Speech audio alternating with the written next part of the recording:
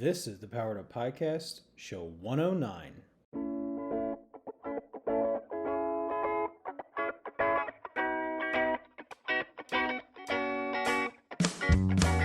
Welcome to a real-world education with insight and advice from teachers in the game, where current and former educators reveal what truly sets apart the great teachers and what it takes to make a positive impact on students. Whether you're in pre-service learning, new to the game, or a seasoned veteran, this is the show for you. You'll leave feeling inspired to take action because we are powering education by empowering you.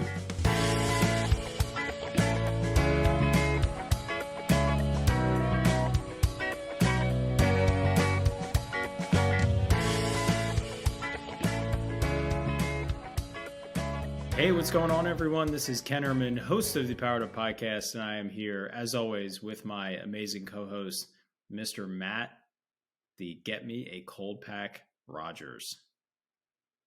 A cold pack? Matt, what do you a mean? Cold pack.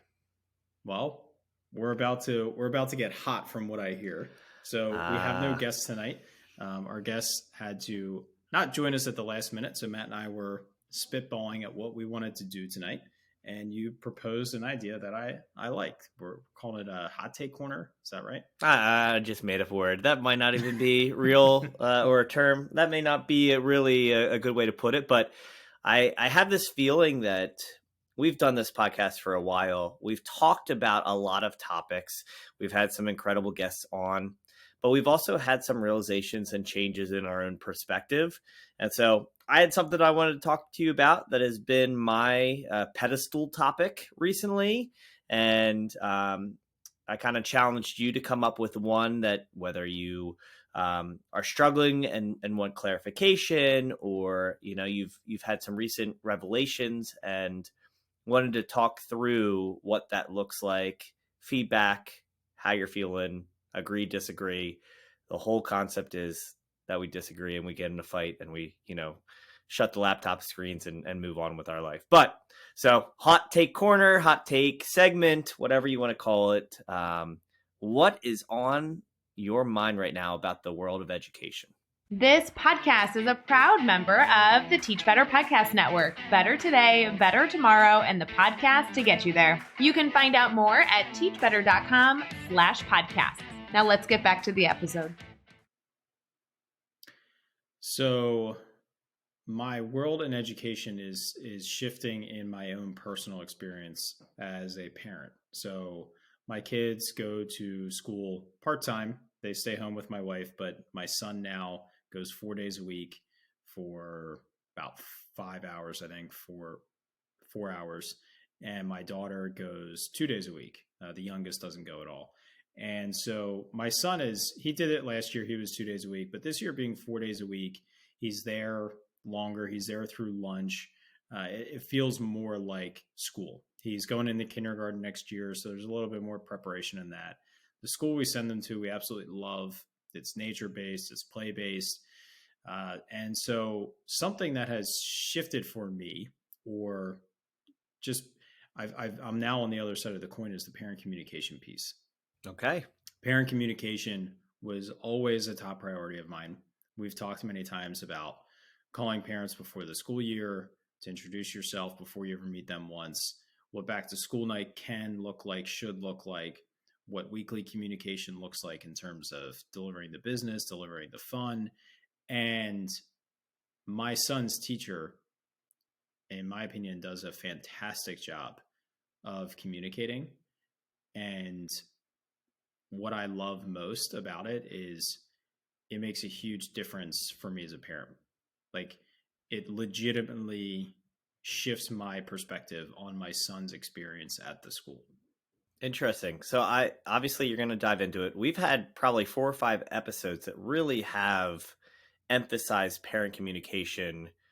And so to shift your perspective, I have a few follow-ups, but I'll let you kind of take the stage and kind of explain why or how KJ's teacher, I hope you're okay with me saying KJ, but how his teacher is doing fantastic communication when I think we all agreed that what we were doing as parent communication seemed fantastic as well. Mm-hmm. So to start it off, she had a very similar approach to the phone call home. She went and visited every student in their home before the school year. Now, his classroom has 12 kids in it, and so they're 4-year olds. So I'm not saying that as an elementary teacher or especially as a secondary teacher that you're going to go around and you're going to visit everybody, but it was a personal touch. My son met her before. It was one-on-one time with him. So it wasn't a invite everyone in for a meet and greet. It was that personalized time. And I think that's very comparable to making a phone call home. It's a personalized effort to introduce yourself to that parent, to that child, to that family. And so that visit right away changes my perspective. It makes my wife and I feel more comfortable seeing his teacher and the assistant teacher. They both came out, seeing and my son, making my son excited. And even in that time, like, she brought things from the classroom that they were going to play with, that they were going to learn about. And it was just, it did what I always thought making that phone call did. It formed a positive bond between our family and the teacher from day one. And so that was a cool aha moment for me to be on the other side of that coin, seeing how that initial bridge makes a huge difference. So let me kind of pause you there and just kind of ask. That sounds incredible. Regardless of having 12 kids, it is incredible. I imagine for a preschool student who may never have had an opportunity to be inside of a building, there are so many firsts when going that at least having a personal connection to a face that you can hopefully trust takes one of the major barriers, the major anxieties for your son and the students in her class, so that they can really, take a deep breath and say, I already know that my teacher, like what she looks like and, all of those features. My initial question, and then you can kind of share other great communication. At what age do you feel like something like showing up, I'm assuming, you knew she was coming.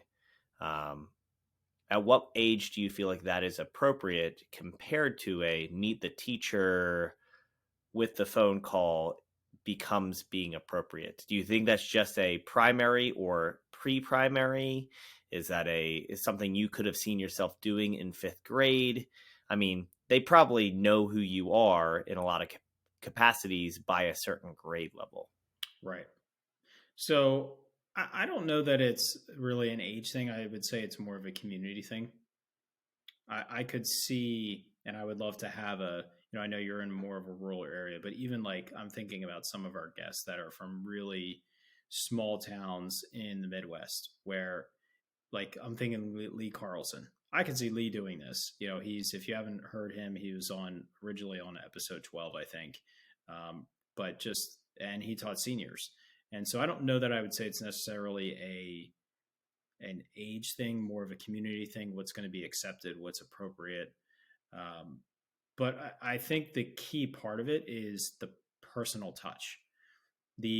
That teacher was focused on my son and our family for that moment, whether it's a phone call, whether it is a visit, whether if you want to do now there were like meet the teacher things where we were able to go to the classroom.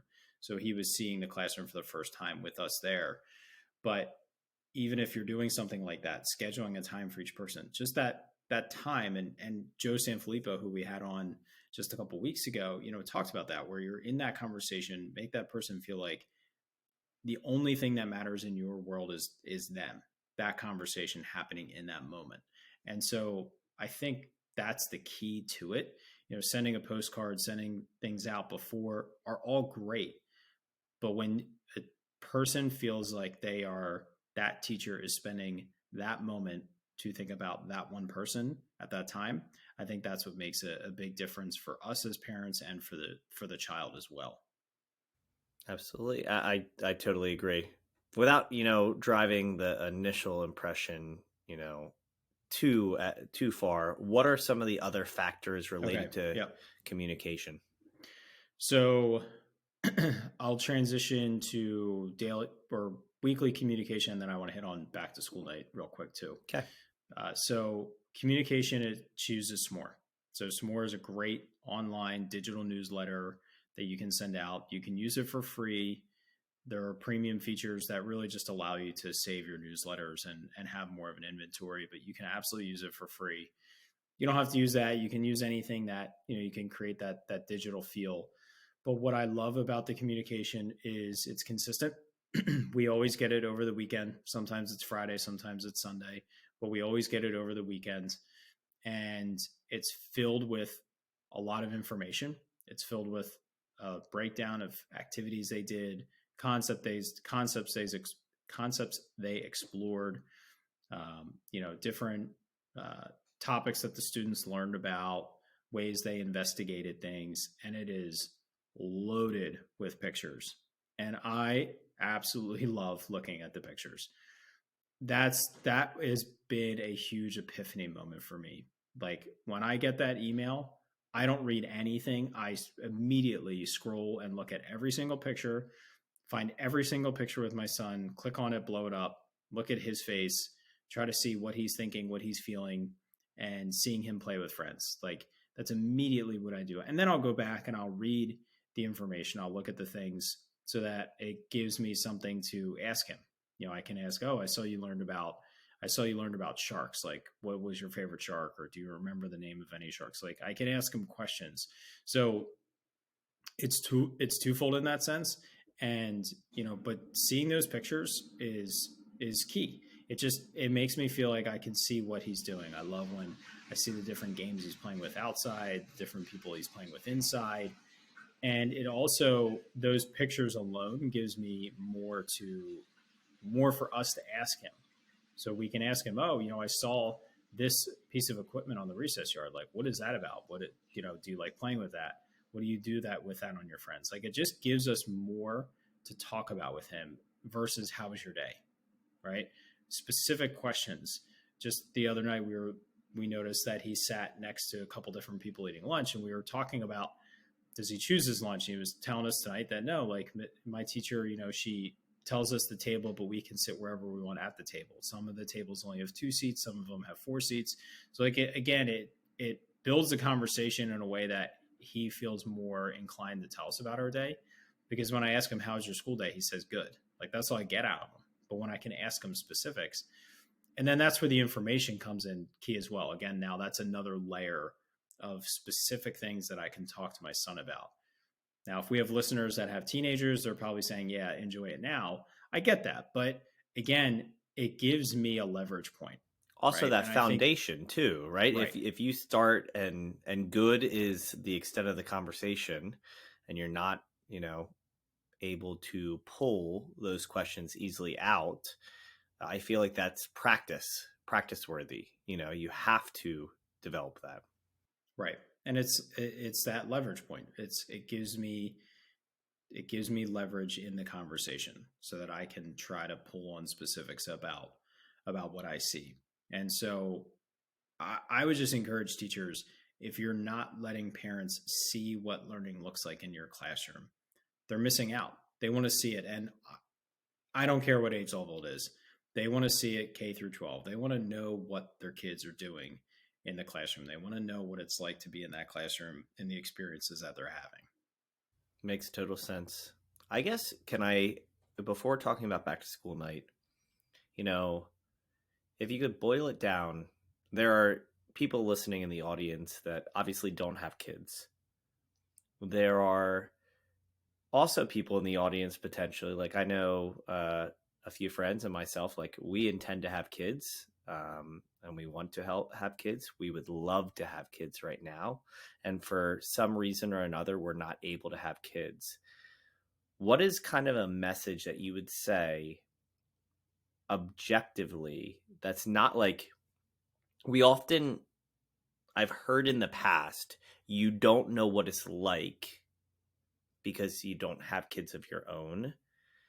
So can you kind of speak to the emotional side of what that means, and how maybe a window of um, someone who doesn't have kids can still prioritize communication or prioritize kids, or find bond when either they can't completely relate or they wish they could relate? Hmm. So I would say that you don't have to have kids to love kids as a teacher. And I think everybody knows that, but I just want to say that I loved having kids in my class. I loved my students well before I had kids. And I think what it just does is it just offers you another perspective. It's the same as if there was a teacher who transitioned into being a principal and then went back to the classroom. They have a different perspective on what the role, responsibility, and things that a principal takes on that others don't have because they haven't been in that position. It doesn't mean they can't respect and appreciate what a principal does. So I would say when it comes to communication, if you don't have children of your own and you're thinking about the value of it, just think about the way you're communicated to from a principal or from district administration. What do you like about the way they communicate and what do you not like about the way they communicate? I think consistency, whether you're communicating with parents, whether you're communicating with students, or whether you're being communicated to as a teacher, is the ultimate key of effective communication. Consistent in time when it comes out, consistent in format, consistent in the content that's going to be in there. The other side of it is, and I would say that's more of a business side. And I know I've said this on the show, but I'll say it again now. When I communicated with my parents as a teacher, I sent a weekly email. I always tried to get it out on Monday, Tuesday at the latest. Here's what's going on this week. Here's things you need to know related to the school events. Here's what the students are responsible for each week by subject. And I would always put every subject. And sometimes it would say social studies, nothing. It didn't mean we weren't doing anything. It meant there was nothing that the parents had to do to support their child that week. There was no test to study for. There was no project due. So, and sometimes, I got better with this. I would say like, we're continuing to study this, right? So they knew what was going on, but that was also involved in the other side of my communication, which was a Facebook page. Venue doesn't matter, but it was a place to dump pictures and videos and show the fun side, show what learning looked like.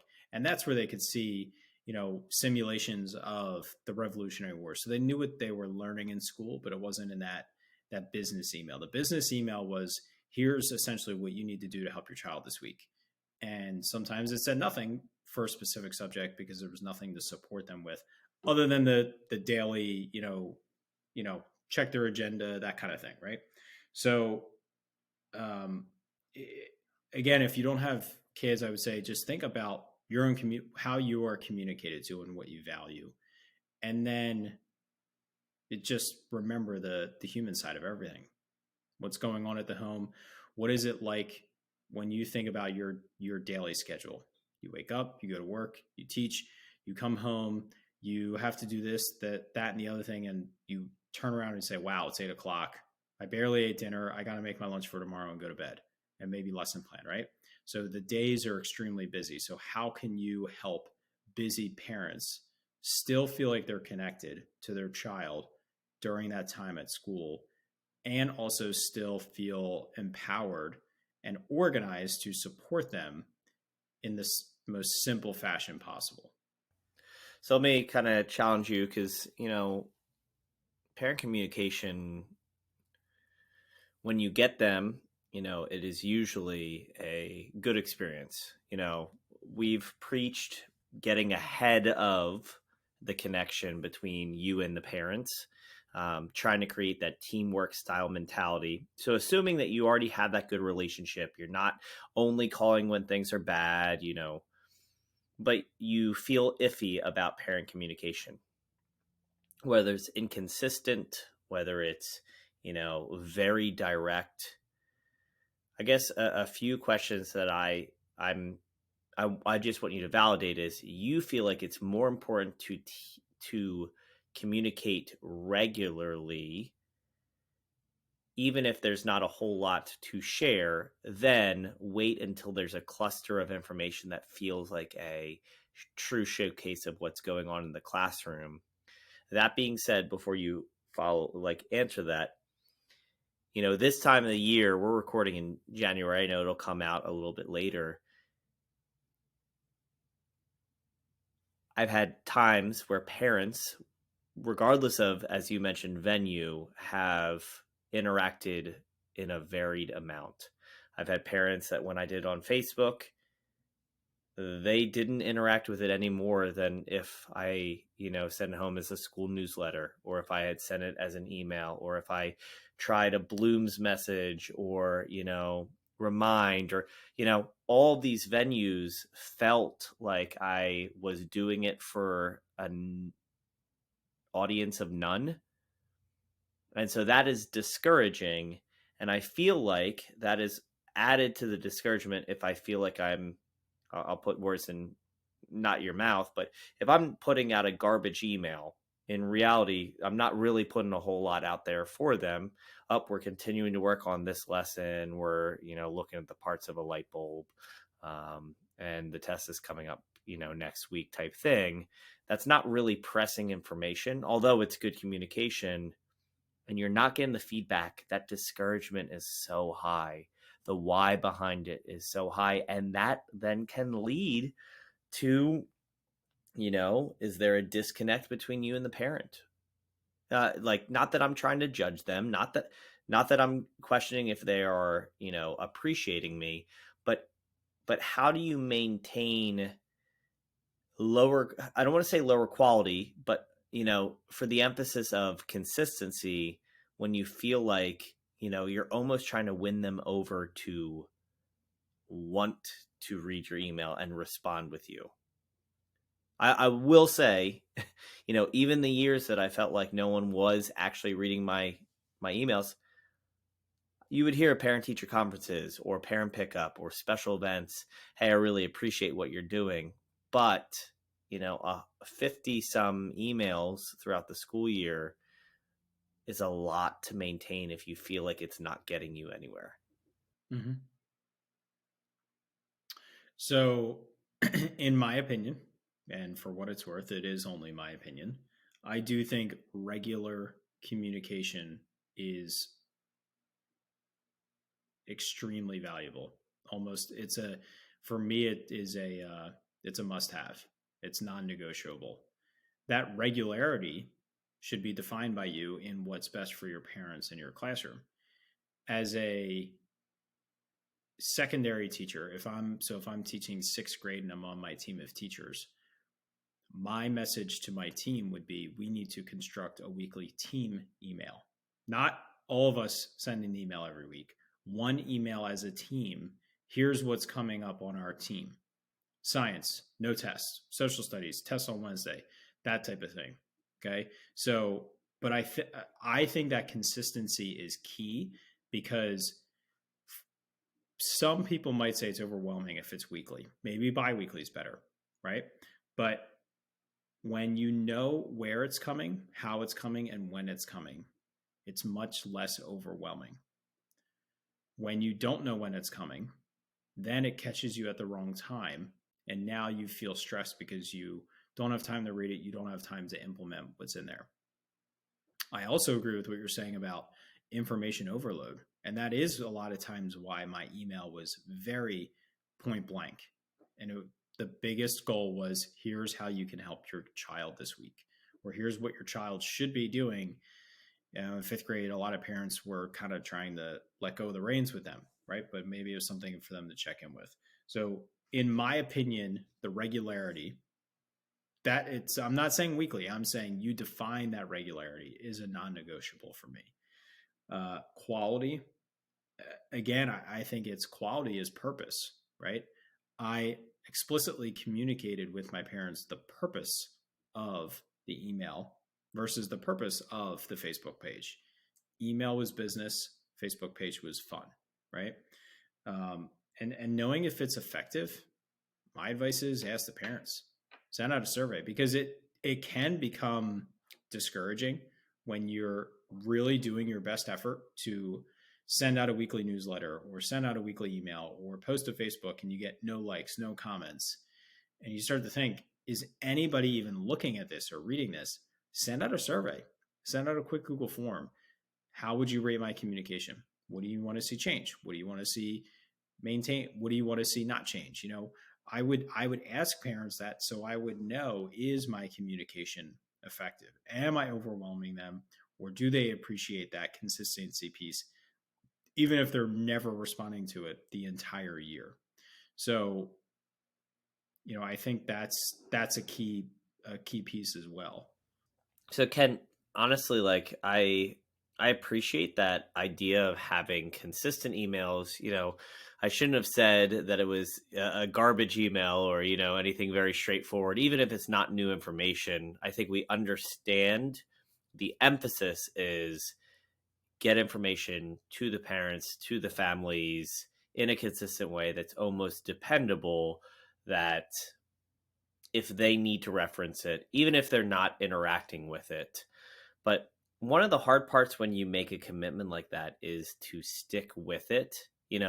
I classically will set an intention, and maybe hold up that end of the bargain going into the winter months. And then I start to become less consistent. And every year I kind of come across that idea of, I wish that I was still communicating, or, weight loss, or, picking up a new hobby. All of those commitment type things become challenging. But one of the things when you're asking for feedback that I kind of bristle at is, it's necessary, but it's also kind of additive. Like, this parent communication, technically all you have to do is meet the teacher night, back to school night, conferences, report cards. And realistically, if there's an issue that came up in your classroom, that's the communication. And I'm not saying that anyone who's probably listening says that that's enough. Like, I think we all agree that that's not enough. But asking feedback, like that vulnerability as a teacher, is really tough when you already feel maxed out. And I know that parents are an important, feature of your classroom, but a lot of us sit there and say, it's getting in the way of me prioritizing what it is, what a responsibility or not. Sometimes I think it's more important that my parents are happy with me than the kids perform better than they did the previous year. And that's a really, hopefully I don't get in trouble for saying that out loud, or, banned from the field of education. But, to open your process, that if you're going to do it every week, something you don't have to do, to get feedback and adjustments, I understand that being more purposeful and the work being more worthwhile. But it's also hard to give up that, hey, this is my system. Like, at a certain point, where is it okay for you to say, this is how I'm going to manage it, whether this is how you like to receive? Oh, you want a personal phone call? I'm sorry, it's not going to happen. I'm not going to. Oh, you want me to copy the homework that was missed? Sorry, your kid who's 13 years old needs to manage how to bring their stuff home. Like, I hope that I'm not counteracting your parent, but I do kind of struggle with this idea of what is necessary. And I will say one last thing before you jump in. Preschool teachers, compared to what they get paid, us as teachers, it's a different story. But preschools, and the amount of communication and the amount of expected communication, holy cannoli, they're incredible. Yeah. So I think in terms of asking for feedback for how the communication is being delivered, I agree with what you're saying in the fact that it's not our responsibility to cater to the parents with what we're communicating and how we're communicating. I was very clear that I did not post homework online. Now this was 2018, 2019, At the time, my students weren't one-to-one, so much wasn't digital for homework. I didn't assign a ton of homework, but I was very clear that I did not post homework on our classroom website, and other teachers did. And I was very clear that that was never going to happen. And when I asked for feedback, I controlled the narrative of that feedback. So I wasn't saying, hey, how do you want me to communicate with you? How often? How do you want it to look? Where do you want it to happen? It was more questions about evaluating what I was currently doing. Do you find the emails to be informative enough? Right. So is the basic information I'm offering helpful, or is it so minimal that it's not helpful at all? Does that make sense? So kind of controlling the feedback just to say, here's what I'm doing. Is there a tweak I can make to make it more effective for you? And two, I do think you need to know yourself. I tried to do newsletters and I failed miserably. I was never able to follow through with them for the mere fact that I wanted my newsletters to be informative. That was easy. To include pictures, I never remembered to take pictures. However, once I started that Facebook page, one, it was I thought it would meet parents where they were at, but also I found it so much easier to say, oh, this is cool. Picture, picture, picture, type 2 sentences, post, done. It wasn't this like collective plan to collect pictures over time, to recapture what we did. Whereas my grade level partner sent out newsletters, I want to say maybe every 2 weeks, possibly even every week. And they were incredible. She didn't need a class Facebook page because her system was organized to deliver the same information just in a different venue. So I think that's where that consistency piece is important again. Commit to it, but commit to something that's going to work for you, but also that on the back end is going to be meaningful for parents. So the last piece that I wanted to talk about with the parent communication, was back to school night. Which I gotta clarify. It's not back to school. It's got to be welcome to school, right? Well, whatever, the parents come to school. To school night, whatever you want to call it. Yeah. I mean, why do they call it back to school? I guess because you're going back to school. I mean, it's preparation. Yeah. Right. So we have had conversations about that. I'm pretty sure we did an entire episode dedicated to that, like the night you came home from it. Yeah. Yeah. And those were the old days, man. That was an early episode. So one of the biggest things that I encouraged in that time was don't talk about your curriculum. Don't talk about your programs. Talk about what you're going to do, who you are, how you're going to make their children feel special, how you're going to form connections, the special things that they're going to do, and all of the important logistical information, screencast it and send it out. Because A, the parents are not going to remember. B, you're not going to have all the parents there. So if it's that important, you need to communicate it out. So we had a back to school night, welcome to school night, and there was a large piece of it where she made it very clear about how she was going to care for the kids. She made it clear that she knew our kids. She talked about specific things that were happening and specific interactions and what they were really enjoying right now and some of the experiences that they were going to have. We did some of the experiences together. She did part of the way they kick off their morning meeting every day, which is called Bringing Down the Silence. And we actually have adopted that at our dinner table. I was like all in on this stuff. And then as soon as the packet came out about here are the different units and themes that they're going to go through. And even though a lot of it is based on our kids, she like adjusts based on student interest. I zoned out. Like at that point I was done. So I'm not saying that she shouldn't have done it at all. I'm fine with the fact that it was done, but it like really solidified my belief about that experience where when it was about the kids and the relationships and the experiences, I was totally in. And then when it came to the units, I lost interest and difficulty paying attention. So, it just kind of solidified that idea of that personal touch. Again, that personal touch to the back to school night in relation to communication. Well, and I wonder how much of that is, you're there and you've met her and you trust in those interactions that she is a professional. So, whatever she chooses to adopt and emphasize as curriculum, you're on board for it because, again, she's done everything relationship wise to establish no reason for doubt otherwise. So I guess that totally makes sense. I want to agree with you. We're recording this at a time where I'm thinking, oh my goodness, we're in the third week since, holiday break, and I haven't sent a weekly update. So here I am personally announcing, Ken, I will send out my parent newsletter tomorrow via email. We actually use S'more as well.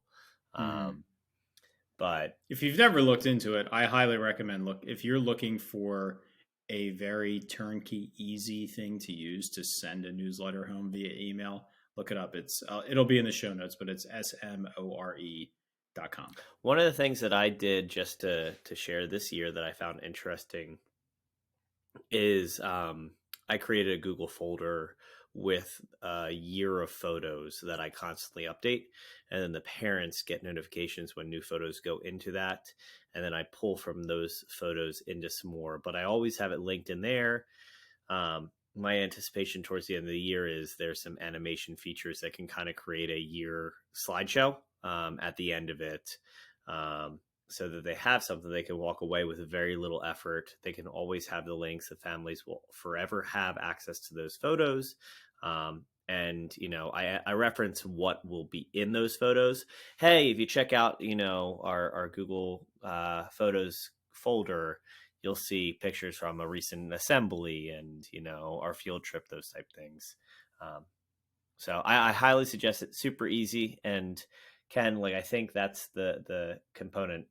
Some of this parent communication has become so doable that it's hard to justify not, with just a few clicks. And it can be not necessarily informal, but it can be honest and it can be straightforward. It doesn't need to be as rigid as it used to be. Mm-hmm. So enough about me. Let's put you in the hot corner. Thank you all so much for tuning into this episode. We are going to do something that we have never done in 108 shows, and we're going to cut this conversation off. So you heard the beginning of this conversation, the idea of the hot takes, because we had a guest that was not with us when we anticipated one. And we did finish this conversation, and we did jump into Matt's concerns and his ideas that he wanted to talk about. But to be perfectly honest, it developed into another very rich, deep conversation. And so after recording, Matt and I both agreed that it should be two very separate episodes. So you've just finished listening to the ideas of parent communication, my perspective now as a parent, and we're going to, in show 110 next week, if you're listening as this debuts, or maybe it's already out if you're catching up on our podcast, you want to jump into show 110, where we go into Matt's hot take and we dive deep on that. And that honestly turned into another rich, lengthy conversation. And we just felt that it was most meaningful to split those up. So thank you so much for listening to this episode. Sorry for the abrupt, strange ending that we've never done before, but I promise you that the conversation will continue in show 110.